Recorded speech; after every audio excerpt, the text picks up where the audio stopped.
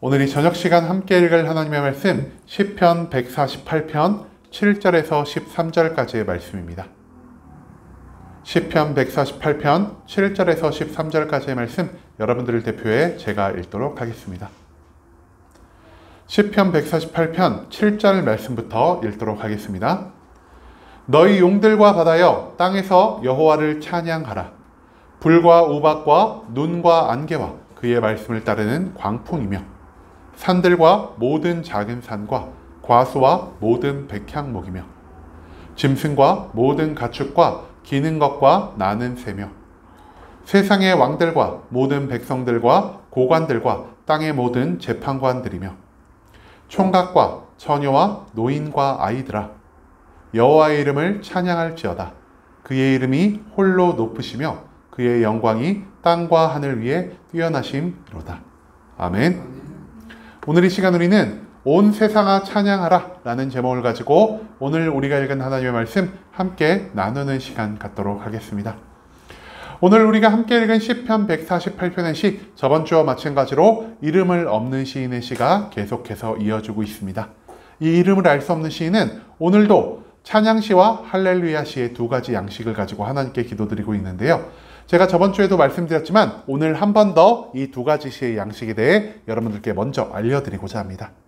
할렐루야 시는 시의 처음과 시의 마지막을 할렐루야, 즉 하나님을 찬양하라라는 말로 구성하여서 이 땅 가운데 넘치는 하나님의 은혜를, 이 땅 가운데 넘치는 하나님의 능력을, 이 땅 가운데 넘치는 하나님의 사랑에 대해서 우리 모든 사람들이 찬양할 것을 요청하는 그러한 시의 양식이라 할 수 있겠습니다. 특별히 오늘 우리가 읽은 시편 148편은 시편 전체의 축도를 담당하는 시이자 온 세상이 하나님을 향해 찬양하여야 한다는 것을 우리에게 알려주는 그런 시이기도 합니다. 그렇다면 오늘 시편 148편을 통해서 시인이 우리에게 알려주고자 하는 것이 무엇이었는지 오늘 본문 말씀 한 절 한 절 찾아보며 함께 알아가는 시간 갖도록 하겠습니다. 먼저 오늘 본문 7절 말씀에서 시인은 이렇게 기도합니다. 너희 용들과 바다여 땅에서 여호와를 찬양하라라고 말이죠. 시인이 지금 누구에게 찬양을 요청하고 있죠?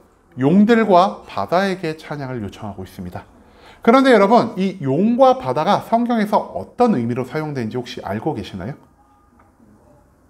바다는요, 하나님의 창조 질서를 모두 무너뜨리고 하나님의 사역을 가로막는 굉장히 악한 존재로 성경은 표현하고 있습니다. 가장 대표적으로 이 바다에 넘치는 물들, 이 많은 물들이 언제 사람을 멸망시켰을까요? 노아의 홍수 시절에 하나님이 비를 내리게 하셔서 물이 넘쳐 이 세상을 모두 집어삼킨, 즉 하나님의 창조 질서를 파괴하는 존재로 등장하는 것이 바로 이 바다라는 것이죠. 또한 용들은요, 하나님을 정면으로 부정하고 하나님을 대척해서 싸우는 악한 세력들을 성경에서는 계속해서 의미하고 있습니다.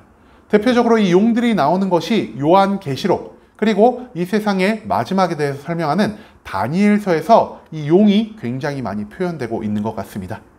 하나님을 적대하고 하나님의 창조 질서를 무너뜨리며 하나님이 만드신 이 세상의 모든 것들을 멸망시키려 하는 바다와 용들에게 시인이 지금 찬양을 요청하고 있다는 것이죠. 여러분, 악한 세력은 아까도 말씀드렸지만 하나님을 정면으로 거부하고 하나님을 믿지 않고 하나님에 대항하는 그러한 세력을 의미합니다. 그럼에도 불구하고 이 시인은 용들과 바다에게 찬양을 요청하고 있다는 것에 우리가 조금 주목을 할 필요가 있다는 것입니다. 여러분, 세상의 악한 세력이 하나님을 저항하나 이 세상의 모든 악한 세력, 하나님을 저항하는 그 세력들마저 하나님의 온전한 지배에 복종하고 있다는 것을 시인은 지금 이 7절의 말씀을 통해 우리에게 알려주고 있습니다. 노아의 홍수가 일어날 때 하나님이 이 땅을 멸망하기로 결정하지 않으셨다면 물은 절대 땅을 뒤덮을 수 없습니다. 홍수가 끝난 다음에 어떻습니까? 하나님이 다시는 내가 이 땅을 물로 심판하지 않을 것이다 라는 명령을 통하여 하나님의 그 다스리심이, 하나님의 그 지배하심이 이 놀라운 바다에게도 적용될 수 있다는 것을 성경은 우리에게 알려주고 있습니다. 홍해는 어땠습니까? 하나님의 백성 이스라엘의 출애굽을 막기 위해서 그 깊고 거친 물살을 가지고 있던 홍해가 하나님의 명령으로 인해서 완전히 갈라지고 오히려 이스라엘 뒤를 쫓던 그 수많은 악한 세력들을 덮음으로 인하여 이스라엘 백성을 자유롭게 해주는, 이스라엘 백성의 뒤를 쫓는 자들을 수몰시키는 그런 하나님의 명령에 복종하는 모습을 우리는 성경 가운데서 발견할 수 있다는 것이죠. 또한 용들은 이 세상 가운데서 모든 것들을 다스리고 지배하고 능력을 보일 수 있는 짧은 시간을 가질 수 있으나 결국 하나님의 심판할 때 그들이 무적행에 갇힐 것이요, 그들이 패배할 것이요, 그들이 죽을 것이라는 사실을 요한계시록의 말씀은 우리에게 계속 알려주고 있습니다. 그렇기 때문에 하나님을 저항하는 이 악의 세력들에게마저 시인은 너희가 하나님의 수하에 온전히 복종하고 있기 때문에 너희에게도 하나님을 찬양할 의무가 있다는 것을 이 7절의 말씀을 통해 우리에게 알려주고 있다는 것이죠. 그 다음 8절에서 시인은 이렇게 기도합니다. 불과 우박과 눈과 안개와 그의 말씀을 따르는 광풍도 하나님을 찬양해야 한다라고 말이죠. 여기서 시인은 총 5가지의 자연현상에 대해서 말하고 있는데요. 이 5가지 중 두 가지가 묶여 있고요. 한 가지는 따로 표현되고 있습니다. 첫 번째 묶여 있는 것이 바로 불과 우박입니다. 여러분, 불은 어떤 것일까요? 불은 뜨겁게 하고 무언가를 태우는 것입니다. 반대로 우박은 어떻죠? 무언가를 식히고 무언가를 얼리게 하는 존재가 바로 이 우박이라는 것이죠. 불과 우박은 완전히 반대의 속성을 가지고 있고 두 가지가 절대 한 가지 안에서 섞일 수가 없는 자연의 현상이라는 것을 우리가 기억하길 소망합니다. 그런데 이 불과 우박이 모두 누구를 찬양하라고 시인이 말하고 있죠? 하나님을 찬양하라고 말하고 있습니다. 하나님은요, 특정한 한 가지의 속성만을 가지고 계신 분이 아니라는 겁니다. 우리가 정반대로 생각하는 불과 얼음, 그 양면성이 있는 모든 것들을 포용하시고 그 양면성이 있는 것들을 모두 다스리시고 명령하시는 것이 오직 하나님이라는 사실을 시인은 깨달았기 때문에 완전히 정반대의 속성을 가진 불과 우박이 하나님을 마땅히 찬양해야 한다는 것을 시인은 이 8절 말씀 가운데서 우리에게 알려주고 있다는 것이죠. 그 다음 시인은 말합니다. 눈과 안개도 하나님을 찬양해야 한다라고 말이죠. 여러분, 눈은 어디서 시작하여 어디로 내리는 것일까요? 하늘에서 시작해서 땅에서 내리는 것입니다. 반대로 안개는 어디서 시작하여 어디로 올라가는 것일까요? 땅에서 올라와서 하늘로 사라지는 것입니다. 즉, 하늘 위에서 시작하여 땅 아래로 내리는 것도, 땅 아래에서 시작하여 하늘 위로 올라가는 것도 모두 하나님을 찬양해야 한다는 것을 시인은 우리에게 알려주고 있다는 것이죠. 하나님의 명령이었으면 눈은 하늘 위에서 내릴 수가 없습니다. 하나님의 명령하심이 없으시면 안개는 땅 아래서 시작하여 하늘 위로 올라갈 수 없습니다.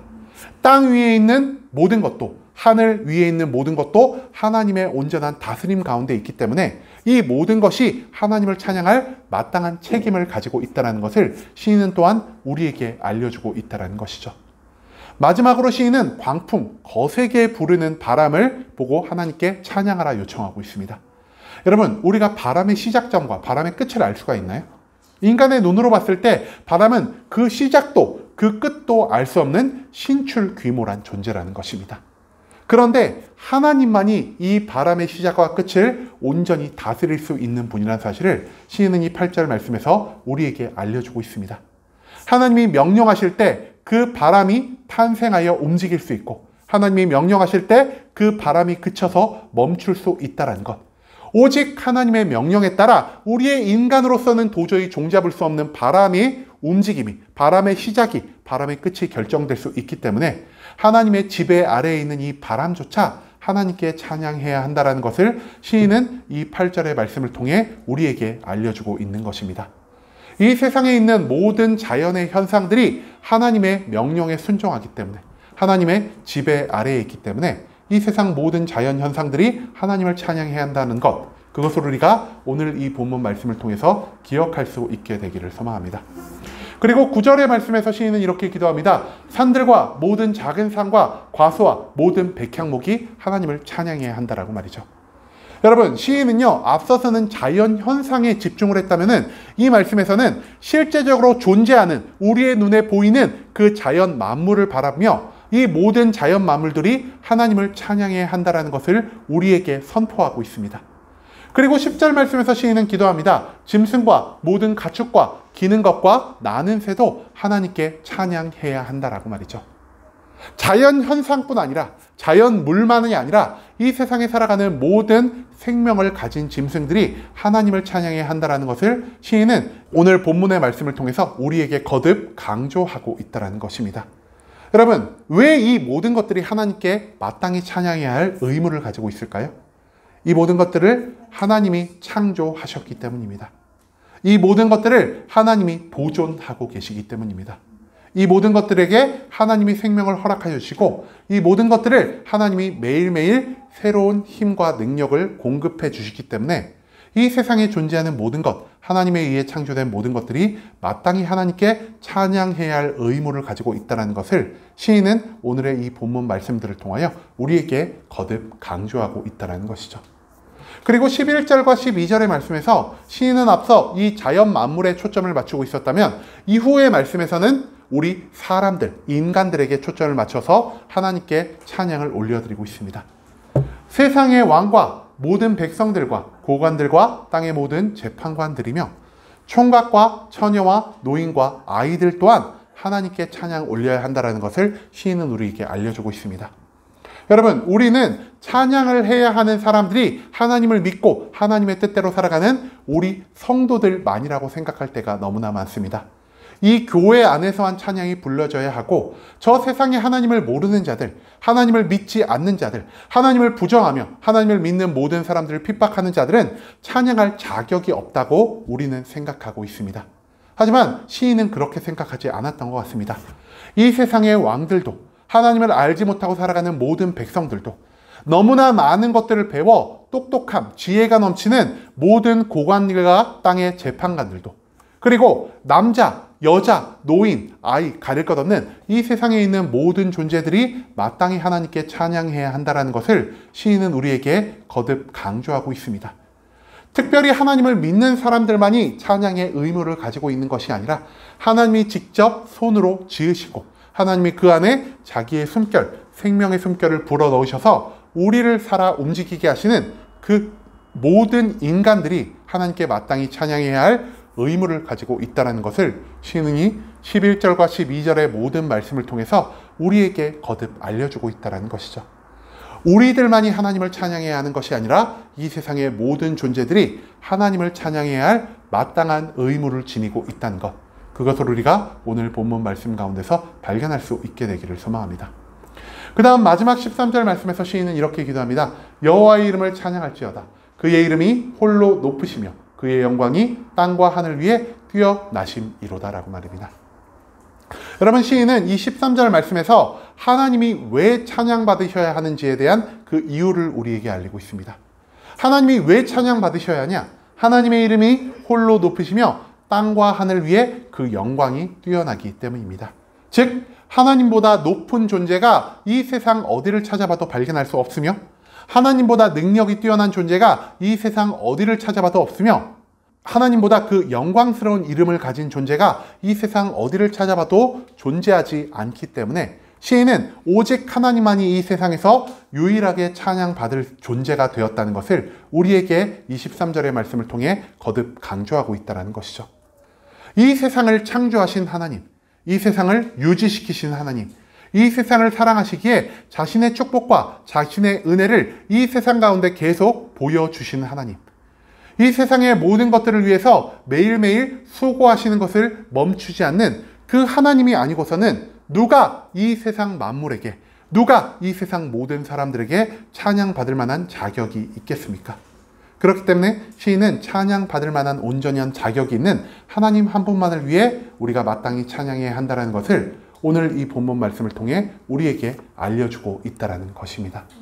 여러분, 하나님은 이 세상의 모든 존재들에게 찬양받기 합당하실 능력과 위엄을 가지신 분이십니다.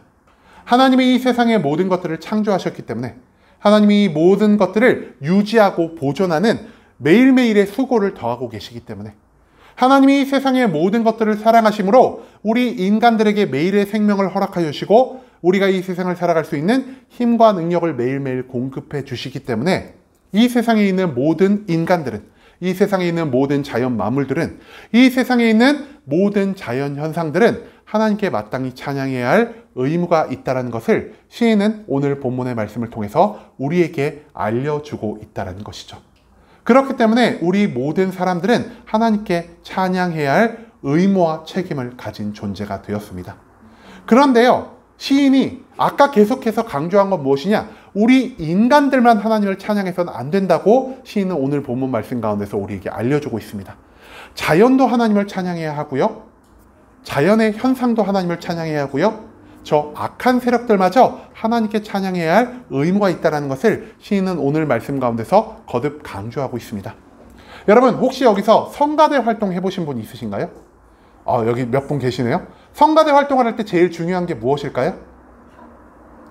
성가대 활동을 할 때요, 내가 부르고 싶은 대로, 내가 잘났다고 막 혼자서 노래를 부르면은 그 성가곡이 망쳐집니다. 내가 이만큼 큰 능력이 있더라도 내가 이 성가를 위해서 나의 능력을 조금 줄이고 감추고 억제하는 것을 배우는 것이 바로 성가대의 모습일 거라고 저는 생각하고 있습니다. 여러분, 그런데요, 우리 인간들만 하나님을 찬양하는 것이 아니라 자연물도, 자연현상도 하나님을 찬양해야 한다는 것은 무엇을 의미하냐? 우리 인간들이 저 자연들을 내 마음대로 착취하고 내 마음대로 이용하고 내가 저들을 적대하며 살아간다면은 우리 모든 것들이 합력하여 한 마음으로 하나님을 찬양하게 될 수 없다는 것을 성경은 오늘 본문 말씀을 통해 우리에게 알려주고 있다는 것입니다.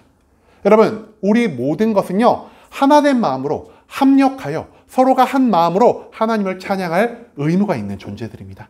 그렇기 때문에 내 주변에 보이는 모든 것들을 내가 빼앗고 적대하고 거칠게 대하며 살아가는 것이 나에게 주어진 의무가 아니라 내가 그 모든 것들을 사랑하고 내가 내 주변에 있는 자연물들을 위해, 내가 내 주변에 있는 사람들을 위해 나의 희생과 헌신을 어느 정도 용납하며 살아갈 때 그제야 우리는 이 세상 모든 것이 합력된 마음으로 하나님께 찬양을 올릴 수 있다는 것을 우리가 또한 오늘 말씀 가운데서 발견할 수 있게 되기를 소망합니다.